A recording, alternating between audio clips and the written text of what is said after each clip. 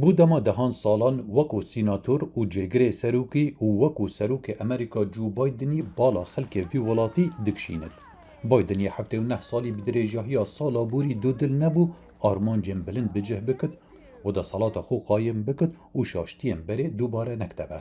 خانمایی که جیل بایدن دبیجتن هفجینه و دخوازت یک ریزی ولاتی چه بکد لی پجیا کرونا و کاراسات سروشتی و دابجبونا سیاسی ریگرن.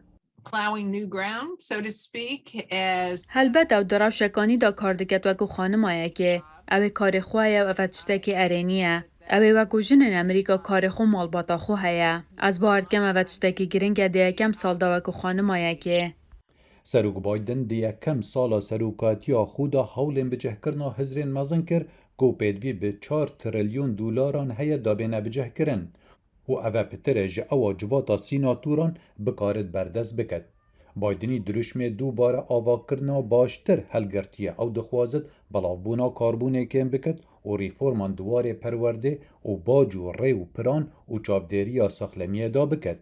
جواتا سیناتوران 1 تریلیون دولار بو جرخانا ولاتی برهف کر لهیوین دین بایدنی لاواز و آستنگ دبن. I mean, we can think of him as being sort of the... از دکارم بیجم که او هستن خواه به کسین دن را پارو دیگه ما نویه. او شان هنه که هفسوزیا خواه به هزاران کسا را پارو بگه. به تایبت یک که تنگاسیه دا درباز دبن جبر کرونای و آبوریا خراب.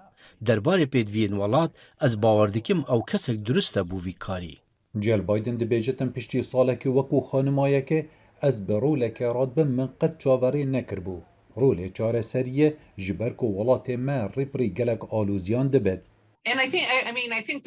از باردگم بایدن و خانمایی که دزانن کاویالاتی چه پیدویه نوک میلانیا ترامپ چرولک دجیان امریکا دا بگشتی نبو ریوبریا بایدن جی نوک یا ترامپه. جل او جو بایدن جیانا هفسرگریه پشتی کمتر جپین سالان جمرنا جنو کره بایدنی دبویره که دا لسال 1972 پیکینان.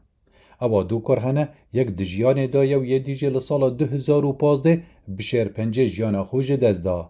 دگلوه یکه خانمایه که ما مستای زمان انگلیزیه ول نورترن ویرجینیا کمیونیتی کولج وانا دبیجد.